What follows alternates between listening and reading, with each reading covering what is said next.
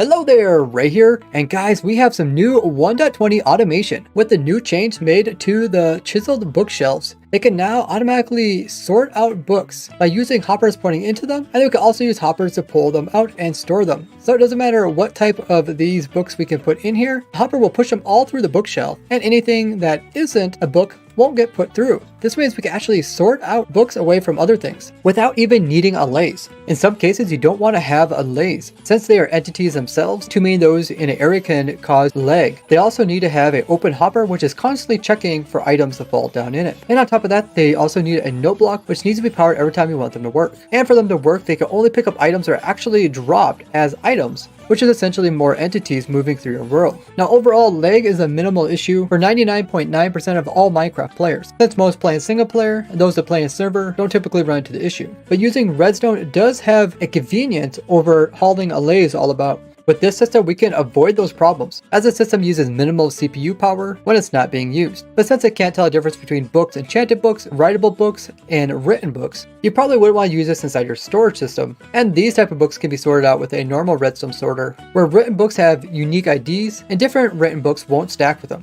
So the sorter would be best used in a situation where you typically get a lot of different types of loot, but one of the loots is enchanted books, such as in my bartering bonanza, pigment gold farm, and bartering farm. First, you come in and sort out all the different types of stackable items with the normal redstone. Then at the end, I have some special redstone, which can actually sort out all the different types of potions using a brewing stand. Then anything else gets sent down here, and this is where we sort out the iron boots. We try to apply them onto an armor stand. Then shortly afterwards, we actually remove the armor stand and the boots that are on them by using an arrow, which will destroy it. Then we automatically time it, so we know when the boots and the armor stand fall down. We push the armor stand over here, and then we let the boots go down further, and we pipe them over here. And if it's not boots, we actually will try to apply it. It'll just get shot off, and it'll actually end up in this hopper over here. And then we just pipe this around and put it in a chest over here.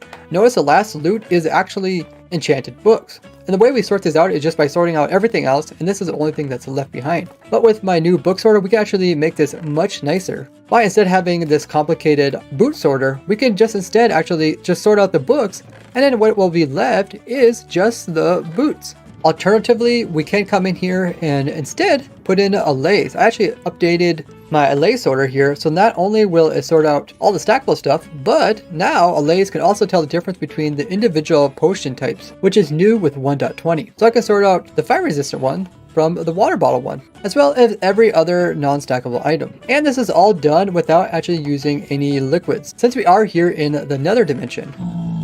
What's that, Piggy? Piggy says, remember to subscribe. But by using a redstone system to store the books, we don't have to even worry about bringing a laze into the nether or transporting them all the way to your farm's location. Another great use for the book sorter is inside of my AFK fish farm loot sorter. This actually sorts out all the different types of non-stackable loot that comes from AFK fishing. So this is the farm here, and after you would AFK, you would end up getting quite a bit of different loot, most of which can be sorted out with stackable item sorters using redstone.